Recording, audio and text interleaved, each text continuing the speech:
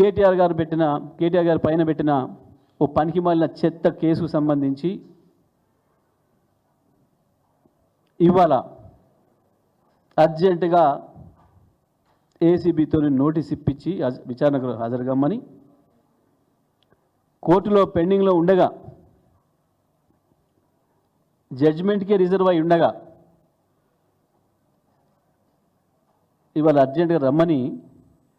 పూర్తిగా మీడియా దాని మీద నడపాలని చెప్పి ఒక చిల్లర ప్రయత్నం చేసి ఇంకా దాంట్లోనే ఇంకొక చిల్లర ఎత్తుగాడేసి అందులో ఏమీ లేదు, అన్ని ఫైల్స్ వాళ్ళ దగ్గరే ఉన్నాయి, అయినప్పటికీ మీరు మాకు కొన్ని ఫైల్స్ ఇవ్వాలి దాంట్లో అని చెప్పి ఒక అస్పష్టమైన ఉత్తరం ఇచ్చి ఆ పేరు మీద ఏసీబీ ఆఫీస్లో గంటల తరబడి కూర్చోబెట్టి ఇంటి మీద రైడ్ చేసి వీళ్ళ చేతిలో ఉన్న కాగితాలే, వీళ్ళు తయారు చేసి పెట్టుకున్న కాగితాలే పట్టుకొచ్చి ఇగో కేటీఆర్ గారి దగ్గర ఈ దొరికినాయి, మాకు చాలా ఆధారాలు కొత్తవి అని చెప్పి కోర్టును పక్కదారి పట్టించి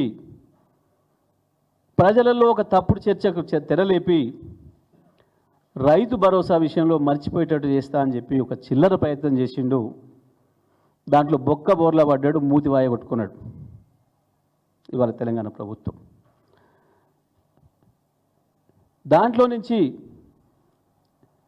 మళ్ళీ బయటపడడం కొరకు ఒక పనికి మాలిన చెత్త వార్తను